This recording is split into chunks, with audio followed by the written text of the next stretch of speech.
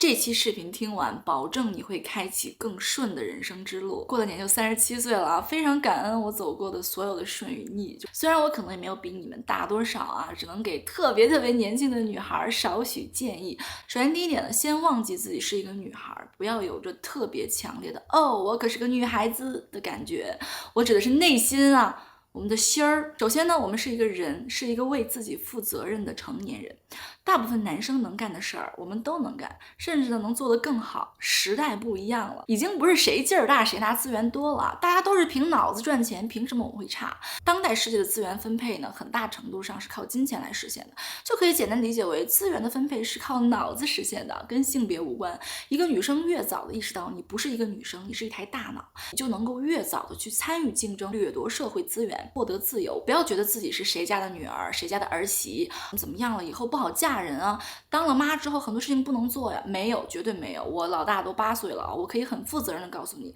会这么跟你说的都是骗子。没有任何一个社会角色能够阻止你进步，阻止你变好，阻止你追求梦想，追求幸福的。第二，早一点的意识到女性和男性不是对立的，不要觉得所有男生都是我们的敌人，二元对立都会对一方有害。所有的存在它都只是存在而已，一旦我们觉得男生是有害的，不利于我们的，可能会对我们造成威胁的，那我们自己呢也会在某种程度上受到伤害。反而呢，一旦你开始思考所谓男生身上特有的特点啊，其实是非常值得我们学习的。比如啊，莫名其妙的自信，长成什么样都觉得自己帅，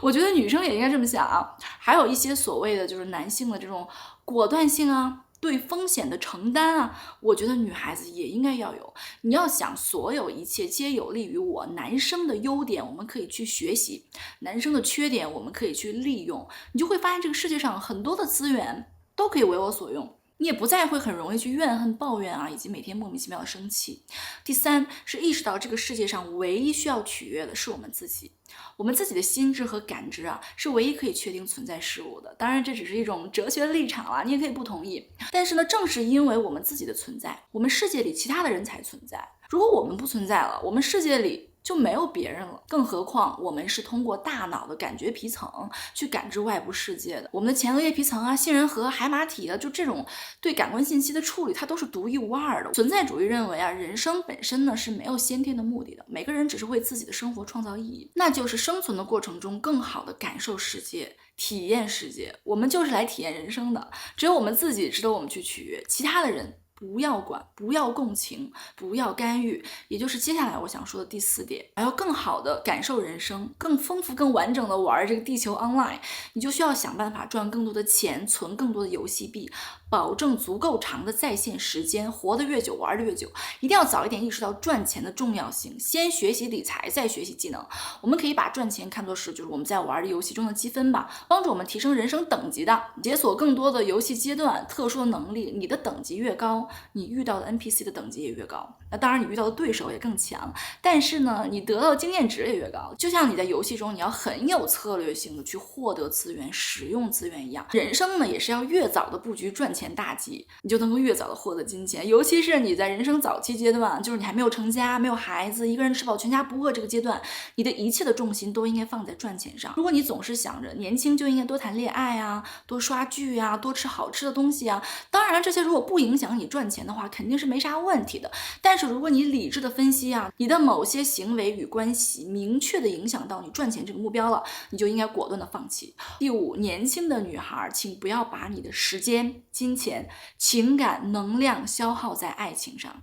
如果你的男朋友、你的爱人，他是在消耗你的能量的，就是你和这个人在一起的时候，你没有爱上和他在一起的自己的话，你就应该果断的离开。过来人可以告诉你，谈恋爱真的没有那么重要，甚至没有那么有趣。这个世界有趣的东西可太多了。也不要因为失恋而烦恼，就那些抛弃你的人，你都应该谢谢他，谢谢他早点就滚了。就真正值得的人，他一定是想要和你一起变优秀的，而不是吸取你的养分滋养自己的，甚至防着你比他变得还优秀的那些人。其实你会发现啊，就是很多男生啊，他是打心眼里怕自己的女朋友和老婆赚的比自己多了。这个应该是远古的 DNA 代码发挥的作用啊，要怪就怪古老的生存和繁衍策略，也不能怪这样想的男生了。在古代社会呢，男性的社会地位和资源获取能力直接影响到他们吸引配偶的能力。那如果伴侣比他们更优秀的话，他们潜意识里面就会触发他们对自身地位的担忧。当然了，我觉得现在社会也是有一些开了智的男性啊，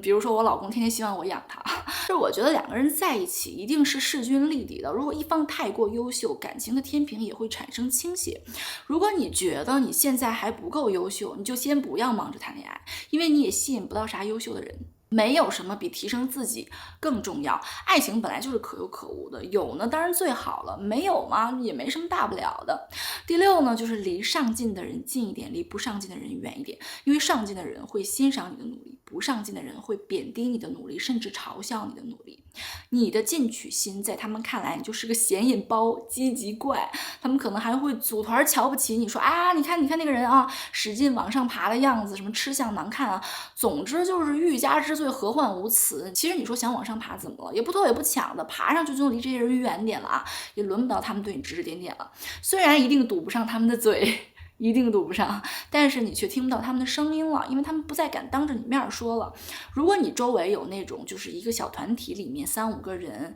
一个比一个不上进，谁上进了一起孤立谁的那种，一定离他们远一点。真的就像是学校里面组团不学习的孩子一样，看书的那个反而会被朋友瞧不起。其实呢，公司里面有很多这样的人，有的人就更积极，有的人就更摸鱼。那往往摸鱼的人呢，被大家喜欢，他们的朋友呢可能也就更多，因为他对别人不构成任何威胁啊。努力工作的人呢，反而会被别人讨厌，这个没有办法。人呢就是会防着有进取心的人，这个是天生的。但是这些其实都是暂时的，穷是长久的啊，还是穷更难受。真的一定要想办法逃离这种循环，聚在一起怨天尤人不是一个办法。失败的人都觉得是因为自己倒霉，成功的人都觉得自己是靠实力，其实都有点片面啊。毫无疑问，运气也是实力的一种，但是任何时候、任何时代都不要忽略个人努力的意义，任何时代都不要忽略。我知道那些劝你躺平的博主其实更受欢迎，他们流量更大，因为他们说出了你们心里最想听的话。但是这样有什么意义呢？举铁不累也不会长肌肉啊，只有做一点难的事情才能够进步，不是吗？第7，要知道自己在玩什么游戏，先摸清游戏规则，再去找漏洞。首先你一定要知道自己在打哪一局，这一局的目的是啥。比如说你高中的时候，重要的可能就是说努力 K 书考一个想去的学校，